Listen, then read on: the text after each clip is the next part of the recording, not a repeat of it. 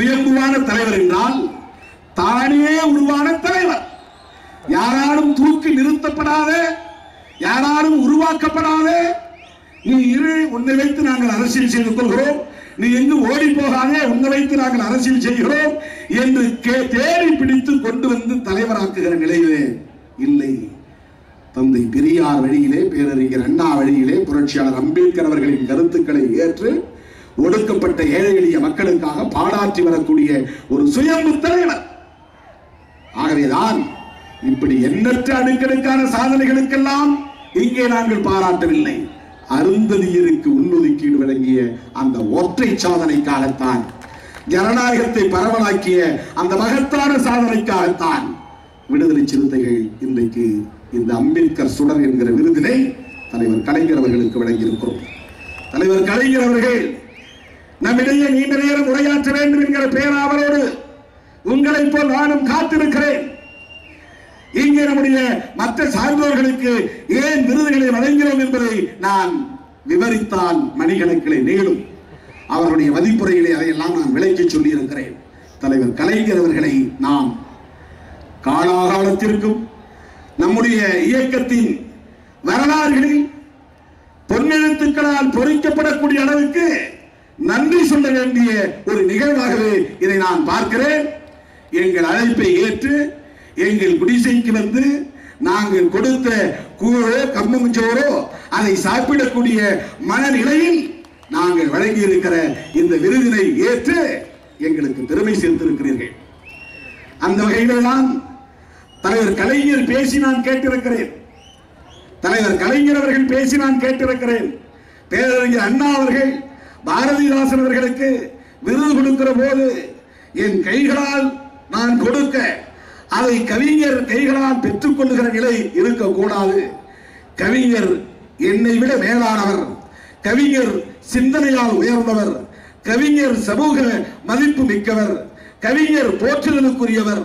எனவே அவருக்கு நான் கொடுக்க அவர் அதை கீழே இருந்து பெற்றுக் கொள்ளக்கூடிய நிலை ஏற்பட்டுவிடக் கூடாது என்று அந்த பொற்கிளியை தட்டிலே வைத்துக் கொள்ள கவிஞர் புரட்சி பாவலர் பாரதிதாசனார் எடுத்துக்கொண்டார் அந்த பொற்கிளியை என்று கலைஞர் அவர்கள் பேசியதை நான் கேட்டிருக்கிறேன்.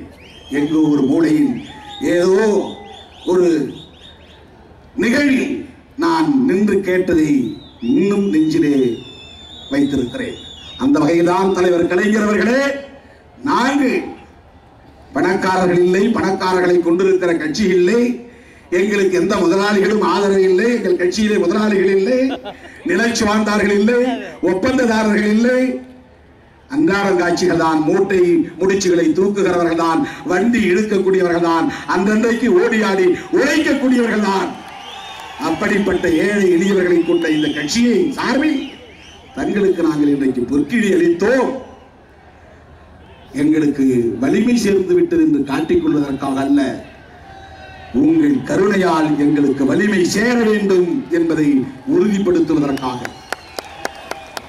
எல்லா நிலைகளிலும் புறக்கணிக்கப்பட்டு வஞ்சிக்கப்பட்டு கிடக்கிற ஒரு சமூகம் வலிமை பெற வேண்டும். திருமாவளவன் வலிமை பெறுவதற்காக அல்ல, உங்களோடு சேர்ந்ததனால் என்னை சட்டமன்ற உறுப்பினர் ஆக்கினீர்கள், உங்களோடு இணைந்ததனால் என்னை நாடாளுமன்றத்திற்கு அனுப்பி வைத்திருக்கிறீர்கள்.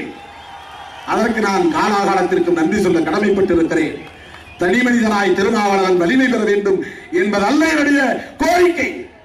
ஒடுக்கப்பட்டு கிடக்கிற இந்த ஏழை எளிய சமூகம் ஒரு அரசியல் சக்தியாய் தந்தை பெரியாரின் வழியிலே, புரட்சியாளர் அம்பேத்கரின் வழியிலே பரிணாமம் பெற வேண்டும், வலிமை பெற வேண்டும். அதற்கு உங்கள் கடைக்கண் பார்வை வேண்டும் என்பதுதான்.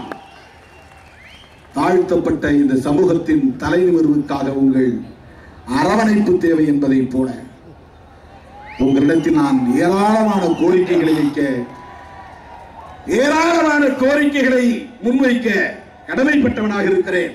ஆனால் நேரம் அதற்கு இடம் தரவில்லை. இந்த நிலையில் நீங்கள் மிக மகத்தான இன்னொரு சாதனையாக, உலகம் போற்றும் ஒரு சாதனையாக, எத்தனையோ பல சாதனைகளும் ஒன்றாக புதிய சட்டப்பேரவையை கட்டி எழுப்பியிருக்கிறீர்கள்.